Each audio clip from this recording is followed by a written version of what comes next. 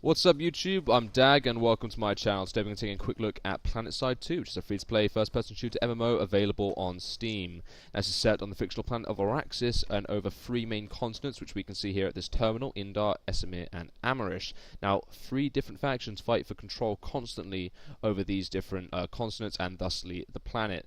Now the 3 factions are as follows. We have the red guys, which is the Terran Republic, which is like the what was the government forces on this planet before everything started going a bit haywire. Then we have the New Conglomerate, which is the blue guys, and they are a rebel force which are vying for independence. And caught between the two here is the Vanu Sovereignty, which is a kind of cultist tech cult, I guess. They discovered alien ruins and so have like high-powered energy weapons, armor, and advanced vehicles. Now there's a class system based in this game, a bit like on many different games these days. We have the Infiltrator, which is your classic sniper. Also has a cloaking device and is very good at getting into the enemy base while cloaked and hacking terminals and paving the way for the rest of your forces to follow in and take the facility. Next we have the Light Assault, which has the jetpack and is great at getting into good vantage points to lay down fire, maneuvering around. I guess a bit like the Scout in Team Fortress in terms of maneuverability. And then, of course, we have the Combat Medic, which is who I predominantly play as. It's a good starting class because you have a Medical Applicator, which is a gun which can heal basically your teammates, and you get points when you heal them. And it's probably the quickest way to gain points out of all the classes, in my experience. Then we have your Engineer, who repairs vehicles, aircraft, all that, and he can obviously lay down ammunition as well, and he can carry quite a few mines, and he can also place turrets, anti-vehicle and anti-infantry, so quite versatile. Then we have the Heavy Assault, which is the meant to be the most versatile, commonly used soldier of the group, really. He has normal standard armor, I think a little higher HP, but he also has an interesting shield mechanism, which when you press F, which is his unique ability, you have an overshield which comes over you, a bit like the Master Chief shield in Halo 3, I guess. Bad comparison, maybe. And then finally, we have the Max, which is this big, heavy, armored soldier right here. And these guys are tough. Trust me, it'll take several of you to take these guys down. You will need grenades, you will need mines, or you will need anti-tank weaponry.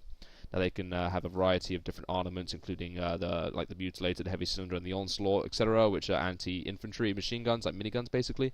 Then we had like the pounder heg and that, which is like anti-vehicle gun, and we had the burster, which is like an anti-aircraft flak cannon. So they're pretty versatile. They can be quite deadly. But let's just continue on as the medic. Then you have a primary weapon, which I'm using an SMG for right here. And then we have a secondary weapon, which is my revolver now, and a medical applicator. And then I've just got a mine there, which just for any anti-tank purposes. So let's check out the map and see where the fighting's at. Now this is one of the maps. This is called Indar, one of the 3 main continents. And as you can see, it's a tile-based system, and each of these different sections indicate the faction that controls it. So we have the Terran Republic here in the red, the New Conglomerate in the blue, and the Vanu Sovereignty in the pink. It's normally purple. I just changed it to make it a little more obvious in game.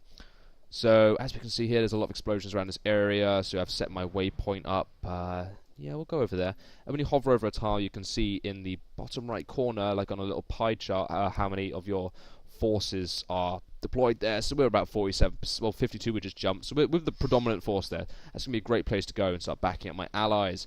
Now, it's a bit too far to drive, but there are many different vehicles. There's a Flash, which is a 2-seater kind of quad bike, obviously one to drive, and one guy just sits in the back and hitches a ride. There's the Harasser, which is the newest vehicle, I believe, available for all factions. Now you have a driver, you have a gunner on top, but the gun can be switched out with different upgrades, and you have the rumble seat at the back. Then we have the Sundra, which is 2 guns on the top, which are highly versatile. You can have anti-infantry, you can have anti-vehicle, or anti-aircraft, or a mix of all 3.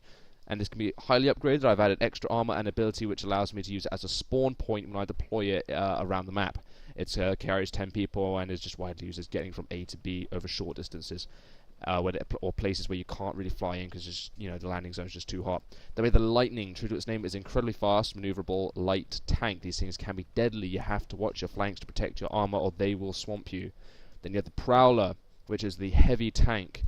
You have this is a 2-seater one. The Lightning, sorry, is only 1-seater.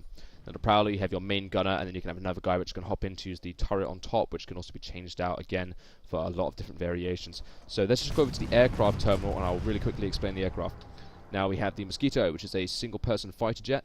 They can have air-to-surface missiles, air-to-air missiles, so they can just use their needler gun, which can also be changed out for a couple of different guns as well. Then we have the Liberator, which is basically a three-man gunship. One pilot, which can fire, one gunner down here uses the quad gun, and one on the tail gun just there. So there's also a Galaxy right over here, which is a 10-man dropship. You fly over the enemy thing. There's 5 anti-aircraft gunners if you need them, and you can just drop out and you can survive the fall and get right into the heart. So let's pick up the Mosquito. Let's go. The flight controls are very intuitive. You can switch out using T while in the cockpit to an external view, which if you're an inexperienced pilot like me, you will find immeasurably useful.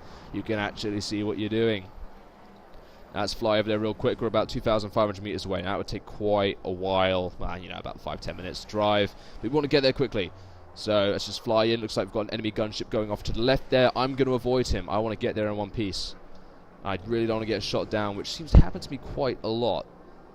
So as you can see, it's quite a large map there. I believe there are hundreds of players per map at any given time, and the fighting can get really intense. So it looks like the skies are okay and clear at the moment.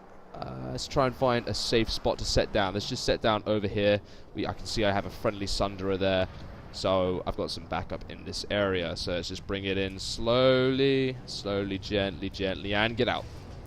Perfect. Alright, I'm on the ground. We can see my allies swarming around. So the main thing you want to do is get in facilities, and you want to go to the capture nodes, which are Alpha, Bravo, Charlie, and Delta. Sometimes there'll be 1, sometimes there will be 4.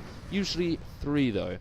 And when you've captured all those, a countdown timer will begin, and you have to hold the facility for that given time. Now, it's slightly more complicated. There are generators and force fields involved, but I really don't want to go into too much detail in this video. It's just a quick overview. Now, many comparisons have been made. It's like a mixture of like Halo, Battlefield 3, Call of Duty, you know. Take your pick. The gun mechanics are really good. It feels nice and satisfying to fire the guns. There is kick, there is recoil, there is bullet drop. Something for everyone, and as you can see, there is a lot going on. So if you have a good computer, set those graphics up high, sit back and enjoy. Now we're right in the enemy base here. Try not to die, try not to die. Heal, heal, heal. I have a self-healing mechanism, which, too late, I'm gone. Okay, how much time have I got left? Excuse me. Alright, I've got about 30 seconds, so I probably need to wrap this up now.